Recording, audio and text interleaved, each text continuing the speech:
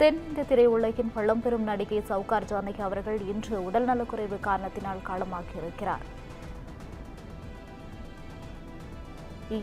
இதய நோய் பாதிப்பிற்காக சென்னை தனியார் மருத்துவமனையில் சிகிச்சை பெற்றிருந்த நிலையில் அவர் இன்று உயிரிழந்திருக்கிறார். இவரின் மறைவை தொடர்ந்து பல திரைப்பட நடிகைகளும் அவரது இரங்கலை தற்போது தெரிவித்து வருகிறார்கள்.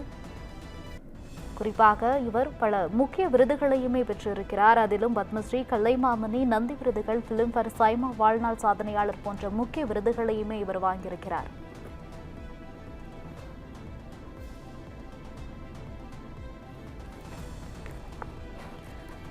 இதய நோய் பாதிப்பிற்காக சென்னை தனியார் மருத்துவமனையில் சிகிச்சை பெற்றிருந்த நிலையில் தற்போது இவர் உயிரிழந்திருக்கிறார். தமிழ், தெலுங்கு, கன்னடம், ஹிந்தி, மலையாளத்தில் 400க்கும் அதிகமான படங்களில் நடித்து அசைத்திருந்தவர் இவர். குறிப்பாக 2022ஆம் ஆண்டு பத்மஸ்ரீ விருதையுமே பெற்றிருந்தார். தமிழகத்தின் 4 முதலமைச்சர்களுடன் இணைந்து பணியாற்றிய ஒரு பெருமையும் இவருக்கு சேரும். குறிப்பாக அதிலும் 3 முதலமைச்சர்களுடன் இவர் இணைந்து நடித்திருக்கிறார். அதிலும் கலைஞர் கருணாநிதி அவர்களின் வசனங்களை பேசி நடித்த ஒரு பழம்பெரும் நடிகை என்ற ஒரு பெருமையுமே இவர் பெற்றிருக்கிறார். இவரது மறைவிற்கு தற்போது தொடர்ந்து திரைப்பட பிரபலங்கள் அவர்களது இரங்கலை தெரிவித்து வருகிறார்கள். 1952ஆம் ஆண்டு வெளியான விளையாவதி திரைப்படத்தின் மூலம் தமிழில் கதாநாயகியாக அறிமுகமானவர் சவுகார் ஜானகி அவர்கள்.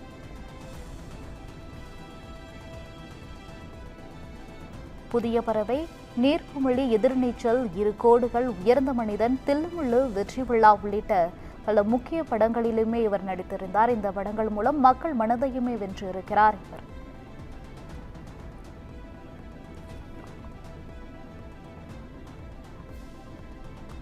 தமிழ், தெலுங்கு, கன்னடம், மலையாளம் மற்றும் ஹிந்தி ஆகிய மொழிகளில் சுமார் 400க்கும் மேற்பட்ட திரைப்படங்களில் நடித்திருக்கிறார் இவர்.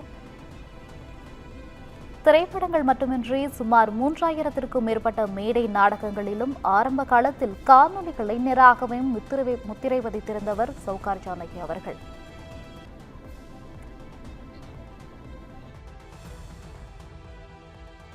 நான் அந்த காலத்திலேருந்து பேபி ஆர்டிஸ்டா இருந்த காலத்துல இருந்து நானும் அவங்கள ஸ்டுடியோல பாத்துட்டு இருக்கேன். வாகினியில, ஏவிஎம்ல, அந்த மாதிரி முதல்ல எங்க பெரியாக்கா மாடிலட்சுமி நல்ல இடத்தை சம்பந்தம்னு ஒரு படம் பண்ணாங்க. அது சேலத்துலதான் ஷூட்டிங் பண்ணாரு. ஏபி நாகராஜன் அவர்கள், எம்ஆர் ராதா தான் ஹீரோ. இந்த அம்மா அவருக்கு கூட ஜோடியா ஆக்ட் பண்ணாங்க. ராதா அண்ணனுக்கு ஜோடியா ஆக்ட் பண்ணாங்க. எங்க அக்காவும் அதே மாதிரி அவர் கூட இருக்கிற இன்னொரு இதுல இது மாதிரிதான் வந்தாங்க அவங்க. நான் ரொம்ப சின்ன வயசு, அப்போ எனக்கு ஒன்னும் இல்ல அந்த கேரக்டர், பட் இருந்தாலும் நான் கூட ஷூட்டிங் போயிருந்தேன்.